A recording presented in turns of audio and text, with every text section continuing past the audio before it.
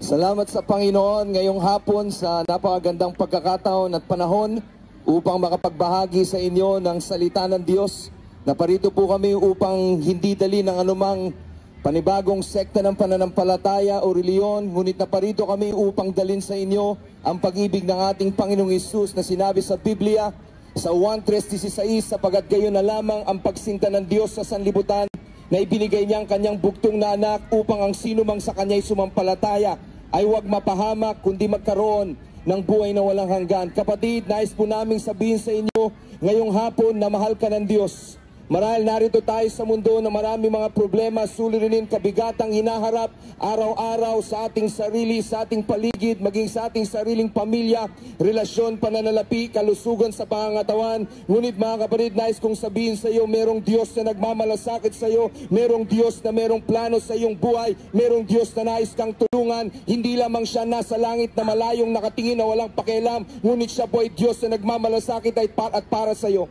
Marahil mga kapatid, narito ka, hindi mo akalain na makakapakinig ka ng salita ng Diyos sa lugar na katulad nito. Ngunit mga kapatid, dahil ang Diyos ang may plano sa iyong buhay, sinadya niya na makarating sa iyong salita ng Diyos. Galing ka sa Pilipinas, nakakarinig ka na ng mga pangangaral. Pagdating mo sa Hong Kong, kahit saan ka pumunta, nakakarinig ka pa rin ng pangangaral sapagat inaabot ka ng Diyos. Marahil nilalayuan mo ang Diyos, umiiwas ka sa Panginoon. Ngunit alam mo sa iyong sarili, ikaw ay puno ng bisyo ng kasalanan na maling pag-uugali. At ikaw ay puno ng takot at puno ng problema at suliranin. Naghahanap ka ng kapahingahan. Ang sabi ni Jesus sa Mateo 11:28, lumapit kayo sa akin, kayong napapagal at nabibigat ang lupa, at bibigyan ko kayo ng kapahingahan. Jesus said, come unto me, all ye that labor and are heavy laden, and I will give you rest. Mga kapatid, ito po'y invitation, ito po'y paanyaya ng Panginoong Hesus sa bawat isa sa atin na nabibigatan at nahihirapang lupa, sapagat ang Diyos ay may dalang kapahingahan sa bawat kaluluwang lumalapit sa Kanya.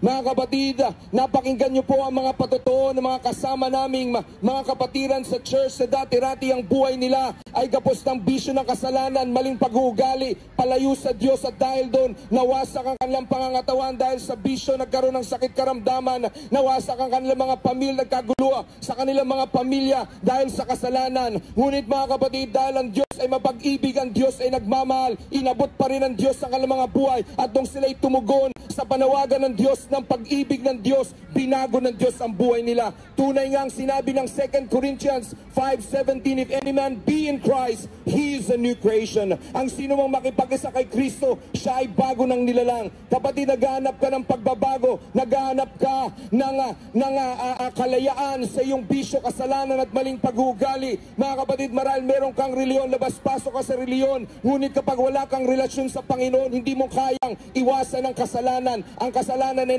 laging nariyan, ang tukso ay laging nariyan, at kahit anong iwas mo, nananatili ka at ginagawa mo pa rin. Kapatid, lumapit ka kay Jesus, kaya kang baguhin, kaya kang palayain ng Panginoon, sapagat si Jesus ay naparito upang makilala mo siya, at pag nakilala mo siya, ikaw ay palalayain sa tunay na pagkagapos ng kasalanan at magkakaroon ka ng tunay na kalayaan sa ating Panginoong Hesus. Kapatid, tayo mga Pilipino na naabot ng tinig na ito, sinubukan natin, nakakarinig tayo ng maraming mga pangangaral ng reliyon, ngunit ang buhay ng mga Pilipino ay puno pa rin ng kasalanan, hindi mapalaya-laya. Ngunit ngayong hapon, kapatid, hindi natin kailangan ng reliyon, ang kailangan natin ay si Jesus, at kung bubuksan mo yung puso, tanggapin siya bilang Panginoon, sariling tagapagligtas, ikaw ay babaguhin ng Diyos. Ang sabi ng Biblia sa Romans chapter 1 verse 16, the Bible says, Romans 1:16, for I am not ashamed of the gospel of Christ, for it is the power of God unto salvation. Hindi ko ikinakaya ang mabuting balita, sapagat ang mabuting balita ang kapangyarihan ng Diyos sa ikaliligtas. Kapag ikaw ay makinig sa mabuting balita at manampalataya kay Kristo, na siyang laman ng mabuting balita, ikaw ay maliligtas. Ano ang mabuting balita? Ang mabuting balita ay ganito, si Jesus na naog dito sa lupa. The good news is this, Jesus came into this world, took our sins, and He died on the cross, and after 3 days, He rose from the dead. Yan pong laman ng mabuting balita. Si Jesus namatay dahil sa ating kasalanan. Because the Bible says the wages or the punishment of sin is death. Ang kabayaran ng kasalanan ay kamatayan. Imbis na tayo magbayad ng ating kasalanan, imbis na tayo ang mamatay sa ating kasalanan, Jesus took our sins and He Himself died on the cross to pay for our sins and to pay for the punishment of our sins. And then after that, kapag tinanggap mo si Jesus sa iyong puso, palalayain ka ng Diyos, patatawarin ka ng Diyos sa iyong kasalanan. At kasabay noon, dahil si Jesus nabuhay sa mga patay, because Jesus rose from the dead, He also has the power against death and against sin, so that you can be set free and be changed sa iyong buhay. Kaya kang baguhin ng Panginoon. Anumang kasalanan, anumang pagkalugmok ng kasalanan, anumang pagkakamali na ginawa mo na kuminsan sinasabi natin, nahihiya na akong mag-church, nahihiya na akong lumapit sa Diyos, ang dami ko ng kasalanan. Kapatid, si Jesus namatay para sa iyo. Kahit gaano kalaki ang iyong kasalanan, kaya kang patawarin ng Diyos, sapagat ang pag-ibig ng Diyos ay mas malaki pa sa iyong kasalanan. Mahal ka ng Diyos ngayong hapon. Mahal ka ng Diyos ngayong gabi, kapatid.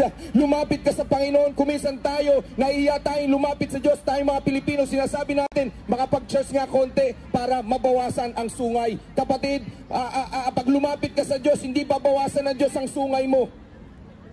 Pag lumapit ka sa Diyos, hindi babawasan ng Diyos ang kasalanan mo. Papawiin ng Diyos at aalisin ng Diyos ang iyong kasalanan.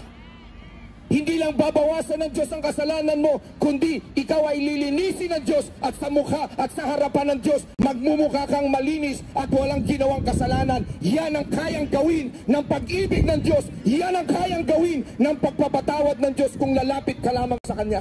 Ngayong hapon, kumakatok si Jesus sa pintuan ng iyong puso.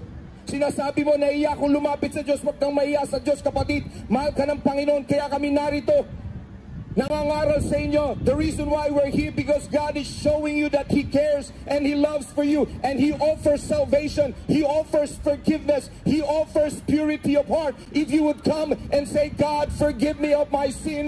Panginoon, patawarin mo ako sa aking kasalanan. Panginoon, ako'y marumi. Panginoon, ako'y lumalapit sa iyo. Mga kapatid, ang pag-ibig ng Diyos, tulukuban ka. Ang banal na dugo ni Jesus ay mananaog at huhugasan ng lahat ng iyong pagkakasala, at ikaw ay magiging malinis sa harapan ng Diyos kung ikaw lamang ay magsisisi. Kapatid, mahal ka ng Diyos. Kung ikaw yan ngayong hapon, nararamdaman mong pag-ibig ng Panginoon, yan ay pagkatok ng Diyos sa iyong puso. Ang sabi ng Biblia, Revelation 3:20, Behold, I stand at the door and knock, and if anyone hears my voice and open the door, I will come in. Kapatid, ngayong hapon, nakatayo si Jesus sa pintuan ng iyong puso at siya'y kumakatok. Nais niyang pumasok sa iyong puso. Nais niyang manahang kasama mo. Huwag kang mamuhay na nag-iisa. Huwag kang mamuhay na malayo sa Diyos, sapagat ang mundo nating ginagalawan, maraming kasalanan, maraming problema, maraming sakit karamdaman, maraming tukso. Kinakailangang meron kang Jesus na kasama sa iyong buhay araw-araw. At ang Diyos na lumikha ng langit at ng lupa ay nais niyang samahan ka sa pang-araw-araw mong pamumuhay. Hinahantay niya lang na sabihin mo, Panginoon, binubuksan ko aking puso, pumasok ka, manahan ka sa akin. At sa oras na sinabi mo yun, ang Diyos naroon, sasamahan ka, patatawarin ka, at ikaw ay susubaybayan at iingatan ng ating Diyos. Mga kapatid, hindi lamang ito mga basalita at pangangaral. Kami po'y mga buhay na binago ni Jesus. Ang aming pong pamilya ay winasak ng bisyo, kasalanan, lalo na ng alak. Ang aming pong mga magulang, lalo-lalo na yung tatay ko, may magkakapatid sila. Nung hindi pa sila born again, mga kapatid, no, sila po'y laging nag-aaway. Masarap ang inuman, sinasabi nila iba ang may pinagsamahan, pero paglasing na, basagan na ng mukha. Yan ang may magandang pinagsamahan, iba talaga pag nalasing na. Pero salamat sa Panginoon, ang tatay ko nakakilala kay Jesus, na born again siya, inakay ang kanyang mga kapatid, ang aking nanay at ang aking pamilya, inakay ng aking ama, at nagkaroon ng mabuting pamilya, hindi perpekto, ngunit pinago ng Diyos at kayang laban sa kasalanan at inayos ng Diyos. Ito ang nais ng Diyos sa ating buhay, maghari siya sa ating buhay. Mga kapatid, kung naghanap tayo ng katiyakan ng kaligtasan sa buhay na walang hanggan, mamamatay tayo balang araw at haharap sa Diyos. Kung nais nating matiyak tayo na papuntang langit, buksan mong yung puso, tanggapin si Jesus. Pag tinanggap mo si Jesus, may langit na walang hanggan. Pag tinanggap mo si Jesus, mapapatawad ka sa iyong kasalanan. Pag tinanggap mo si Jesus, ikaw ay papaguhin ng Diyos sa iyong pagkagapos sa kasalanan. Pang-apat, pag tinanggap mo si Jesus, kaya ng Diyos gumawa ng himala sa iyong mga problema at suliranin. Marahil pananalapi, problema sa pamilya, marahil sakit karamdaman, na nais mo ng himala ng Diyos. Maya-maya mananalangin po ko sa mga may sakit at karamdaman. Marahil narito ka, naabot ka ng tinig na ito, gusto mo lang himala ng Diyos upang ikay gumaling, katulad ng isang sister natin. No, pagpunta niya sa ospital, hindi na natuloy ang operasyon sapagkat tinunaw ng Diyos ang kanyang karamdaman. Kapatid, ngayong hapon, kaya kang baguhin, kaya kang patawarin, kaya kang gawa ng Diyos ang himala, kaya ka ng Diyos, amen, pagalingin. Ang gawin mo lang, magsisi ng iyong kasalanan, tanggapin si Jesus bilang Panginoon at sariling tagapagligtas. Kung ikaw yan ngayong hapon, nais pong tanggapin si Jesus, papasukin si Jesus sa iyong puso bilang Panginoon at tagapagligtas, pwede ko bang makita ang iyong kamay? Nais mong tanggapin ng Panginoon? Sister, praise God, salamat sa kamay na yan. Sino pa? Amen, sino pa nais mong tanggapin? Salamat, salamat. Sino pa po? Salamat po sa kamay na yan. Pagpalain kayo ng Panginoon. Pagpalain kayo ng Panginoon. Sino pa po? Nais yung tanggapin si Jesus sa iyong puso. Nais yung ang himala ng Diyos. Salamat. Salamat po. God bless you. Pagpalain kayo. Salamat, salamat. Salamat po. Praise God. Sino pa? Dito, you want to receive Jesus in your heart as Lord and Savior to save us from our sins. Amen. Jesus is knocking at the door of our hearts and He wanted to come in and be saved. Hallelujah. Ikaw yan. Meron po ba natanggapin si Jesus, kapatid? Amen. Amen. Gusto mo tanggapin ng Panginoon, sister? Praise God. Thank you, thank you. Praise God. Hallelujah. Sa mga nagtaas ng kanilang mga kamay, amen. Gusto ko pong manalangin tayo. Salamat. Mananalangin po tayo. We will pray. Amen. Mananalangin tayo. Sonting sandali lang. Amen. Mananalangin tayo sa isang maiksing panalangin. Praise God. Hallelujah. Mananalangin tayo na isang maiksing panalangin. Amen. Praise God. We will pray. Isang maiksing panalangin. Panalangin ng pagtanggap kay Jesus sa ating puso. Pwede ko kayong pag-pray. At kung meron kang sakit, karamdaman, I can pray for you even right now. Pagkatapos nating mag-pray, tumanggap sa Panginoon. Amen. Gusto mo ng, amen, salamat. Praise God. Dito po, mag-pray tayo, tatanggapin si Jesus. Tanggapin ng Panginoong Jesus. Amen. Praise God. Sundin po natin ang panalangin ito. We'll pray first ng pagtanggap sa Panginoon. Kaya sabihin po natin ito. Let's say this prayer. Ay kung lahat ay yumuko, pumigit ng ating mga mata, sabihin natin, Panginoong Jesus, salamat po sa iyong pag-ibig. Naniniwala ako na ikaw ay namatay sa krus para sa aking kasalanan. Nabuhay na magmuli para sa aking kaligtasan upang ako ay mabago at magkaroon ng pagtatagumpay laban sa kasalanan. Tinatanggap kita sa aking puso bilang Panginoon at tagapagligtas. Maghari ka sa aking buhay mula sa hapong ito. Sa pangalan ni Jesus. Amen, amen, amen. Let me pray for you. Patuloy tayong yumuko, pumikit ng ating mga mata. Praise God. Kung may nararamdaman kayo, nakakaiba, that's the Holy Spirit.